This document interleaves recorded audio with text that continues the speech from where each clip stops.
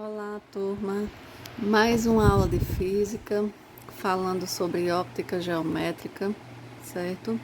Lembrando, né, que óptica geométrica é a parte da física, é o ramo que é responsável pelo estudo da luz e a sua propagação. Hoje a gente vai ver um pouco sobre os princípios básicos da óptica geométrica, que são 3 princípios. A óptica geométrica se baseia em 3 princípios, que são eles: princípio da propagação retilínea da luz, princípio da independência dos raios de luz e princípio da reversibilidade da luz. Começando aqui com o primeiro, princípio da propagação retilínea dos raios de luz. Gente, aqui já está dizendo propagação retilínea. Isso significa que, de acordo com esse princípio, a luz ela se propaga em linha reta, né? Os raios de luz se propagam em linha reta. Vejam essa imagem aqui, que está mostrando como se fosse alguns raios de luz sendo emitidos de uma determinada fonte. E aqui vocês estão vendo, podem observar que os raios estão se propagando em linha reta. De acordo com esse princípio, a gente pode ver algumas situações, até do nosso dia a dia, que estão associadas a esse princípio da propagação retilínea dos raios de luz. Por exemplo, a formação da sombra e da penumbra, né? Vamos entender como é que a sombra é formada. Então, aqui a gente tem um esquema aqui no desenho, onde nós temos aqui uma fonte de luz, que aqui diz que é pontual ou pontiforme. Essa fonte aqui, essa fonte F, certo? Ó, tá aqui, ó, a fonte F. Lembrando da aula anterior, né? Como é que uma fonte ela é pontiforme? Né? A fonte pontiforme, a fonte pontual, é uma fonte que ela ilumina apenas um determinado ponto. Né? As dimensões da iluminação dessa fonte, elas são pequenas, certo? Ela vai iluminar a sua iluminação, essa fonte, as suas dimensões são comparadas ao do objeto ou corpo que será iluminado. E nesse caso aqui, o objeto é uma esfera, que está representado pela letra E. Tá aqui a esfera, ó, essa esfera cinza aqui, certo? E aí podem ver que os raios de luz estão saindo um daqui da fonte e outro aqui, nessa direção, né, em direção à esfera, ok? E o que é que vai acontecer aqui? A parte de trás da esfera, por ela ser uma esfera opaca, essa parte de trás aqui, ela não vai receber luz, né? Não vai ser iluminada. Então, o que é que vai acontecer? Vai se formar uma sombra atrás desse objeto. A sombra é projetada aqui atrás. Isso só ocorre quando a fonte ela é pontual, né? Note que sombra é uma região onde há ausência de luz, né? Quando não existe luz, vai se formar a sombra, e ocorre quando a fonte luminosa é pontual, né? É uma fonte pontiforme. Aqui na frente a gente vai ver a penumbra, né? Qual é a diferença aqui da sombra e da penumbra? Na penumbra, essa formação ela ocorre através de uma fonte de luz extensa, né? Diferente da fonte pontual. Um exemplo de fonte pontual seria uma vela acesa, por exemplo, que ela vai iluminar uma região menor, né? Uma região pequena. Já a fonte extensa, ela abrange dimensões bem maiores. Vamos considerar aqui uma lâmpada acesa em uma sala, certo? É uma fonte de luz extensa. Tá aqui, a gente tem aqui, ó, a fonte de luz extensa, certo? Que vai iluminar aqui a mesma esfera, mesmo objeto que é a esfera aqui em questão, tá aqui a esfera, tá aqui a fonte de luz, tá? Aí o que é que acontece?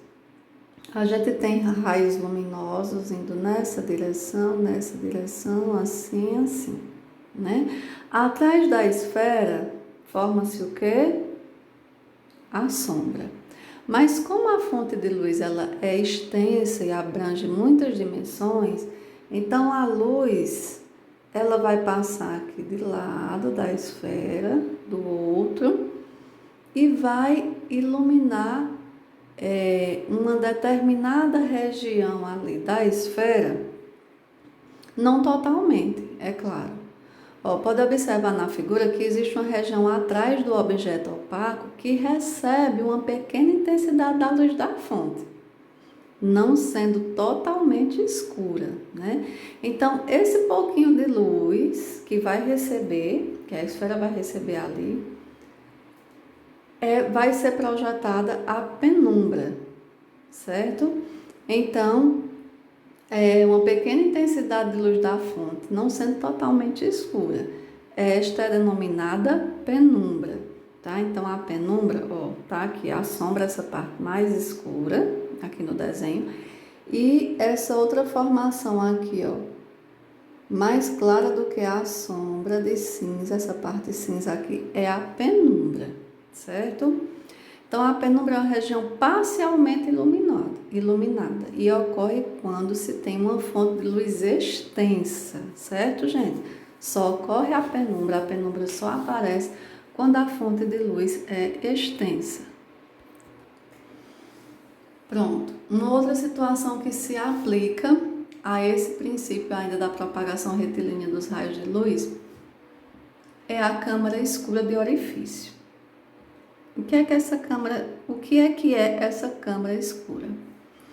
Ela é constituída por uma caixa fechada com um pequeno orifício na parte anterior. Tá aqui a caixa no desenho que vocês estão vendo aqui ao lado. O pequeno orifício tá aqui, é um furinho aqui na caixa, certo? Permite a passagem de estreitos feixes de luz. Então, estreitos feixes de luz vão se propagar por esse pequeno orifício na caixa. Na parte posterior, oposta a esse orifício, que é essa parte de cá aqui,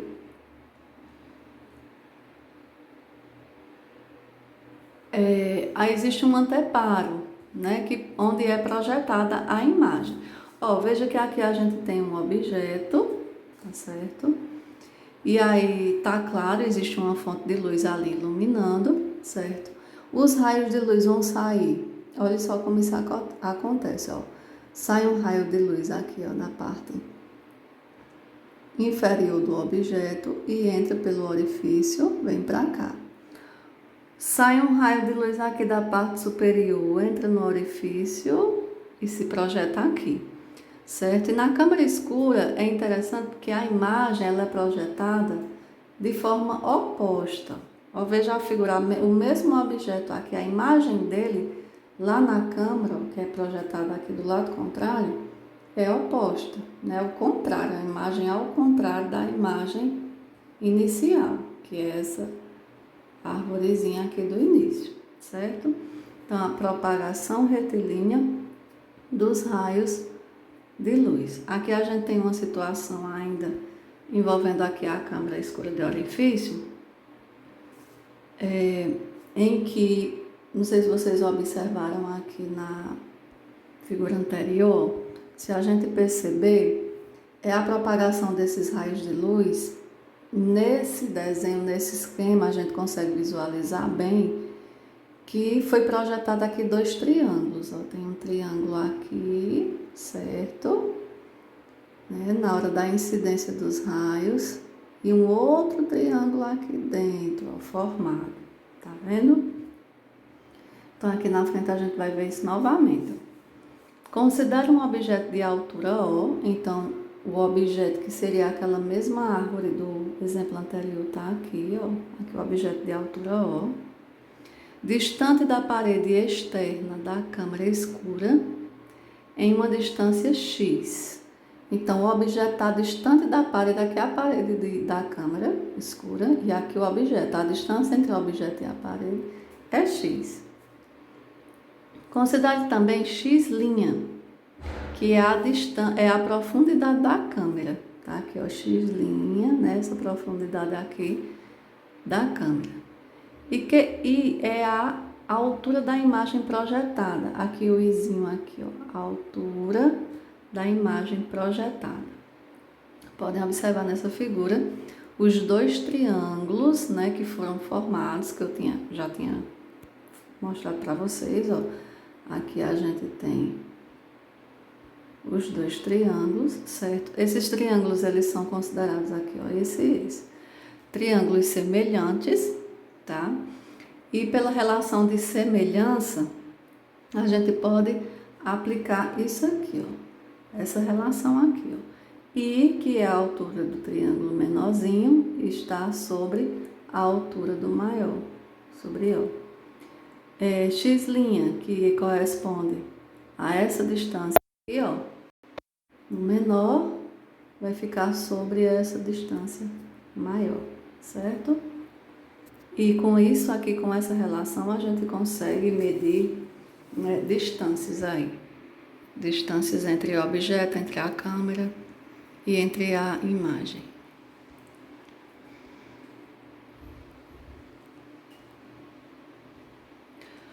Pronto, gente, ainda falando do primeiro princípio, a gente tem também um outro exemplo aqui, é algo que se aplica também a esse primeiro princípio, que é o ângulo visual. Né? O que é que é esse ângulo visual? É formado entre os raios de luz que saem das extremidades de um objeto e o ponto de incidência desses raios com os olhos. Ó, percebo. Aqui é um determinado objeto, que aqui também é uma árvore. Aqui é a mesma árvore. E aqui o olho do observador, certo? Pronto, quanto mais, isso que é simples da gente observar e da gente analisar. Quanto mais próximo o objeto estiver dos olhos do observador, ele vai ver aquele objeto de um tamanho maior, né? E quanto mais distante tiver o objeto, o corpo dos olhos do observador, para ele, né, essa imagem será menor, certo? Olha um exemplo aqui, olha. A gente tem aqui uma pessoa, né, distante, bem distante de um determinado local, uma torre de uma igreja, acredito. E aí é claro que a torre da igreja não tem esse tamanho que essa pessoa está vendo, né? Muito maior do que isso. Mas ela está vendo dessa forma. Por quê? Porque está muito distante. Ó, o ângulo visual mínimo para que o observador, para o qual o observador perceberá pontos diferentes do objeto, é chamado de limite de acuidade visual. Certo, gente? Esse limite corresponde a 1 minuto de grau, né? O grau é 60 minutos, então 1 minuto do grau. Imagine, né, uma parte desses 60 minutos aí. Então, é o ângulo limite, certo?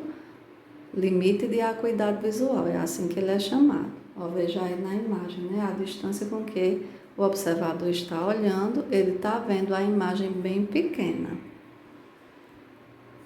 Vamos para o segundo princípio. O princípio da independência dos raios de luz. Essa palavra, independência. A figura abaixo nos mostra duas lanternas dispostas de modo que os raios de luz se cruzam. Ó, tá aqui o exemplo, ó. São duas fontes de luz, né? Duas lanternas, são duas fontes de luz pontuais.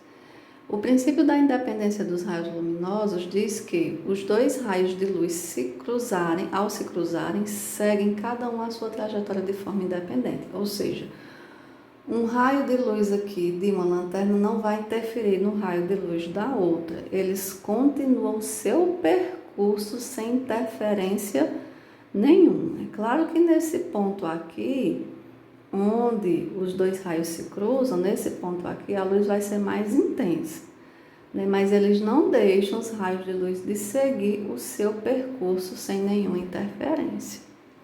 Por isso é chamado princípio da independência, né? Os raios são independentes, né? Mesmo quando eles se cruzam, eles seguem o seu percurso. E o terceiro, princípio da reversibilidade dos raios de luz. Esse princípio diz que a trajetória seguida pelos raios de luz em um sentido é a mesma trajetória quando o raio de luz troca o sentido do percurso. Ó, gente, veja o esquema da figura. Vamos imaginar que que aqui fosse a lanterna mesmo, que a gente viu no exemplo anterior, certo? E aí ela está emitindo luz aqui nesse espelho, ó, aqui é um espelho, ele emitiu e a luz veio para cá e subiu aqui, ó, tem outro espelho aqui, o espelho jogou a luz para essa posição, né? Se fosse o contrário, né, se a gente tivesse a fonte de luz aqui nessa posição, aqui, ó, que está na figura B, fosse aqui, né? E iniciasse nesse espelho aqui de baixo, a trajetória seria a mesma. Ó. Tanto faz, iniciar aqui e vem nessa trajetória, como se foi iniciado aqui no final da trajetória, começar daqui, certo? O percurso será o mesmo, certo? Um exemplo disso é quando o motorista está dirigindo, que ele pode enxergar um passageiro sentado no banco de trás pelo espelho do retrovisor, da mesma maneira que o passageiro enxerga o motorista pelo mesmo espelho, né? Esse é o princípio da reversibilidade dos raios de luz. Essa foi nossa aula de hoje, gente.